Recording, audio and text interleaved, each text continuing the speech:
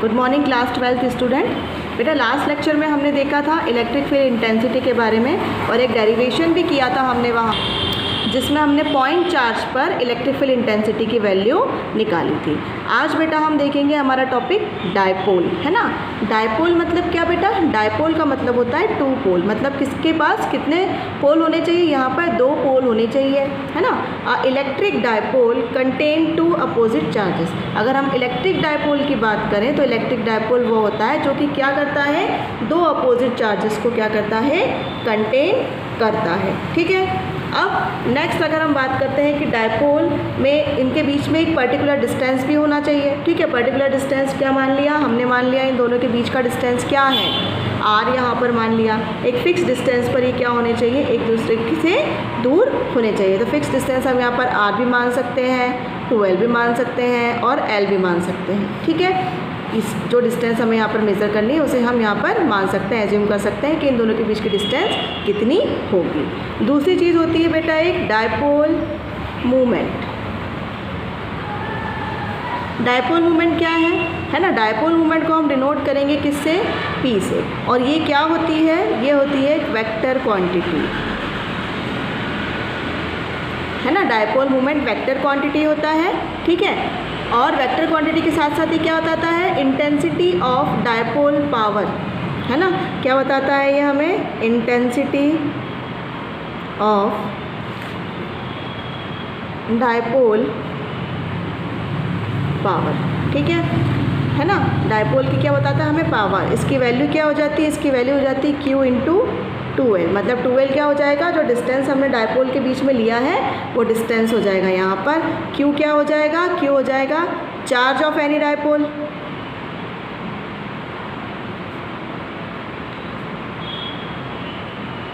है ना। Q हो जाएगा यहाँ पर चार्ज ऑफ एनी डायपोल और 2L क्या हो जाएगा, 2L हो जाएगा डिस्टेंस बिटवीन चार्जेस।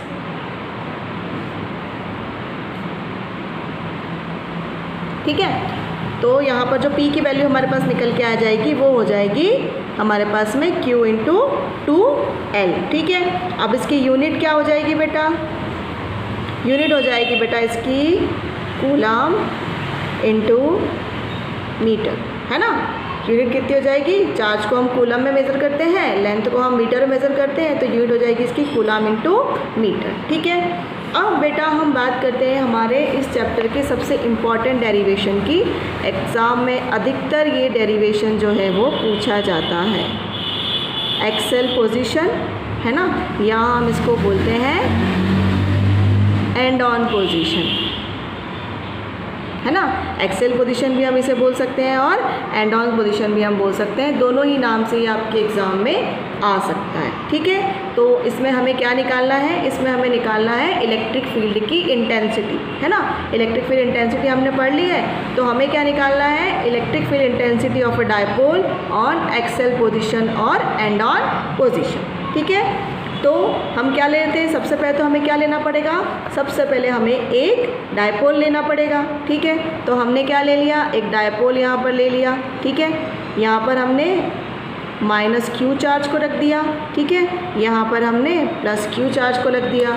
जहाँ पर हमने माइनस Q चार्ज को रखा है उसको नाम दे दिया A, जहाँ पर हमने प्लस Q चार्ज को रखा है उसको नाम दे दिया हमने B पॉइंट। ठीक है। इन दोनों के बीच की डिस्टेंस कितनी मान ली, इन दोनों के बीच की डिस्टेंस हमने मान ली कितनी, 2L। ठीक है। अब क्या किया हमने, यहाँ पर हमें क्या निकालनी है, यहाँ पर इलेक्ट्रिक फील्ड इंटेंसिटी। अब ये दोनों ही तो क्या करेंगे, ये दोनों एक दूसरे को अट्रैक्ट करेंगे, अट्रैक्शन का फोर्स लगाएंगे एक दूसरे के ऊपर। अब हमने क्या किया कि एक पॉइंट P हमने लिया, एक पॉइंट P हमने लिया। यहाँ पर हम किसी चार्ज, इस पॉइंट P पर ये दोनों चार्जेस कैसा फोर्स लगा रहे हैं उसके बारे में हमें यहाँ पर निकालना है। ठीक है। अब हमें इलेक्ट्रिक फील्ड इंटेंसिटी कहाँ पर निकालनी है, इस पॉइंट P पर, कि वहाँ पर वैल्यू कितनी आएगी। ठीक है। अब यहाँ पर हमने मान लिया कि ये क्या है, ओरिजिन पॉइंट है। ठीक है। ओरिजिन से जो पॉइंट P की डिस्टेंस है, ओरिजिन से पॉइंट P की डिस्टेंस को हमने कितना मान लिया, ओरिजिन से पॉइंट P की डिस्टेंस को हमने मान लिया कि कितनी है, वो R है। ठीक है।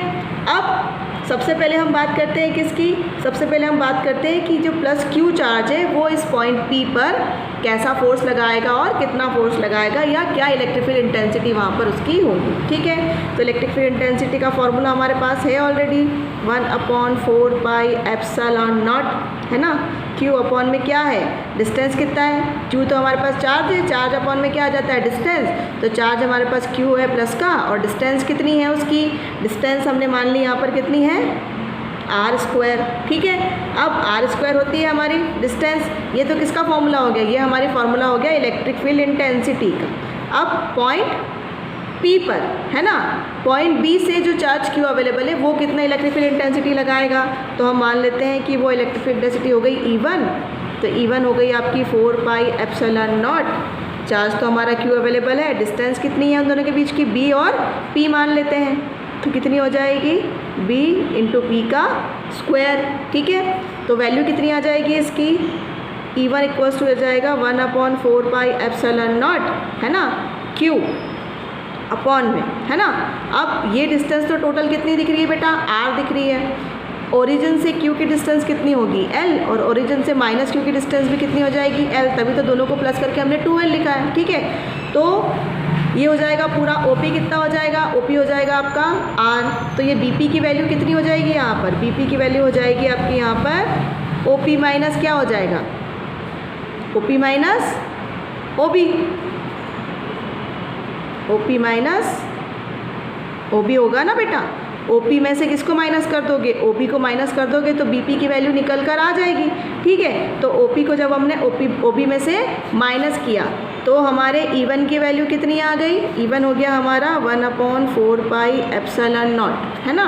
अब देखो Q अपॉन में, अब यहाँ पर देखो OP कितना दिया है हमें, OP दिया है यहाँ पर R, है ना, और हमने OB कितना लिया है, OB लिया है यहाँ पर हमने L। तो ये कितना हो जाएगा, R माइनस L का स्क्वायर। ठीक है, तो ये किसकी वैल्यू आ जाएगी, E1 की वैल्यू आ जाएगी 1/4 pi epsilon not Q upon में R माइनस L का स्क्वायर। ठीक है, इसको हमने नाम दे दिया इक्वेशन नंबर 1। ठीक है बेटा, अब हमें किसकी वैल्यू निकालनी है, अब हमें निकालनी है E2 की वैल्यू। ये क्या होगी, इलेक्ट्रिक फील्ड इंटेंसिटी होगी, किसके कारण, पॉइंट A पर जो माइनस Q चार्ज अवेलेबल है उसके कारण जो फोर्स किस पर लग रहा होगा, पॉइंट B पर लग रहा होगा। तो वैल्यू कितनी आ जाएगी, 1/4 pi epsilon not Q upon में AP²। ठीक है, AP² निकल कर आ जाएगा। अब हमें AP² की वैल्यू यहाँ पे निकालनी पड़ेगी, तो AP² कितना हो जाएगा हमारा, AP² हो जाएगा 1/4 pi epsilon not Q upon में AP² की जो वैल्यू हो जाएगी वो हो जाएगी L प्लस R, या R प्लस L हम इसे लिख सकते हैं। तो ये हो जाएगी R प्लस L का स्क्वायर। तो E2 की वैल्यू कितनी आ गई, E2 की वैल्यू आ गई 1/4 pi epsilon not Q upon में R प्लस L का होल स्क्वायर। इसको दे दिया हमने इक्वेशन नंबर 2। ठीक है, अब हमारे पास इक्वेशन 1 भी आ गई और इक्वेशन 2 भी आ गई। अब हमें क्या निकालनी है, टोटल इंटेंसिटी। ठीक है, टोटल इंटेंसिटी की बात अगर हम करेंगे तो टोटल इंटेंसिटी कितनी आ जाएगी, E is equals to E1 minus E2। ठीक है, E1 माइनस E2 कर देंगे तो E1 की वैल्यू यहाँ पर पुट कर दो और E2 की वैल्यू पुट कर देंगे हम, तो कितनी हो जाएगी, E इक्वल्स टू, देखिए बेटा Q तो दोनों में ही कॉमन है।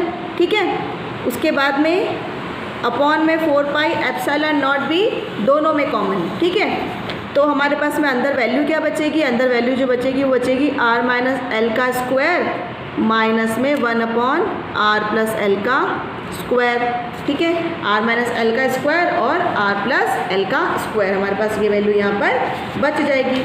अब हम क्या कर सकते हैं, अब हम क्या करेंगे, इसका LCM लेंगे। ठीक है, LCM लेंगे R माइनस L और R प्लस L का। ठीक है, तो LCM कितना हो जाएगा हमारे पास में, ये तो वैसा कि वैसा चलेगा।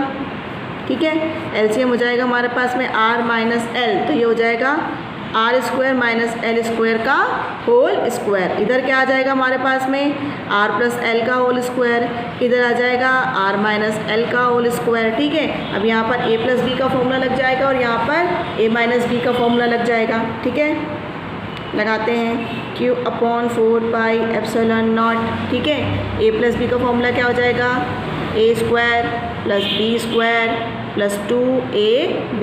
ठीक है, वैसे ही अगर इधर बात करें तो ये कितना हो जाएगा, A² plus B² minus 2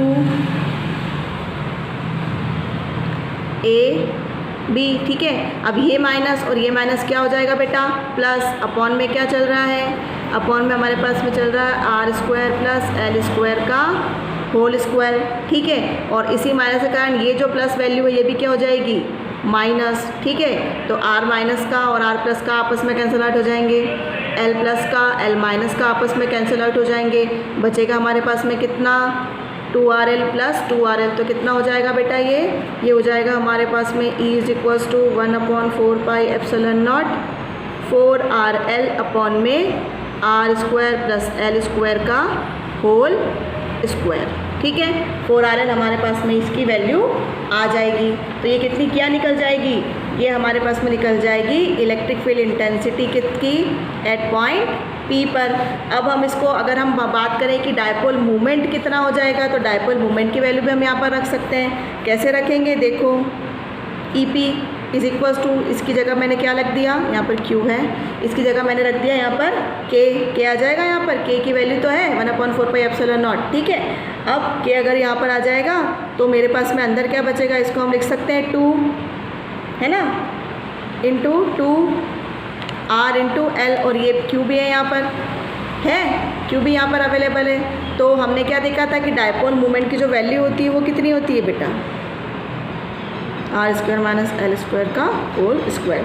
dipole movement की जो वैल्यू होती है वो होती है बेटा P is equals to 2 into Q into L, ठीक है। तो यहाँ पर हमें 2 मिल रहा है, Q मिल रहा है और L मिल रहा है, तो इसकी जगह हम क्या रख सकते हैं, इसकी जगह हम P यहाँ पर पुट कर सकते हैं। तो EP की वैल्यू कितनी आ जाएगी हमारे पास में, EP की वैल्यू आ जाएगी हमारे पास में, पहले तो 2 बच जाएगा, K बच जाएगा, है ना, R जो है वैसा कि वैसा, और इन दोनों की जगह हमने क्या कर दिया, P पुट कर दिया, और अपॉन में आ जाएगा r square minus l square का होल स्क्वायर, ठीक है। तो ये हमारी क्या आ जाएगी, electric field intensity with dipole movement on point P due to charge plus Q and due to charge minus Q, ठीक है। तो ये हमारी वैल्यू यहाँ पर निकल कर आ जाएगी।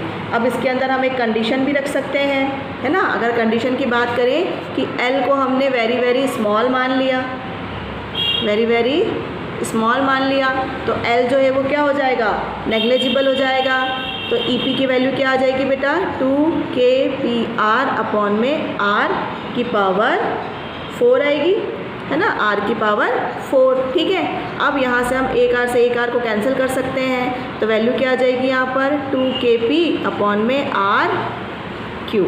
तो ये किसकी वैल्यू निकल के आ जाएगी, EP की वैल्यू हमारे पास में एग्जैक्टली निकल के आ जाएगी 2KP अपॉन में RQ। ये कितना हो जाएगा, electric field intensity with dipole movement on point P, ठीक है। क्लियर हो गया। ये डेरिवेशन बेटा काफ़ी इंपॉर्टेंट है, एग्ज़ाम में पूछा जाता है, ठीक है।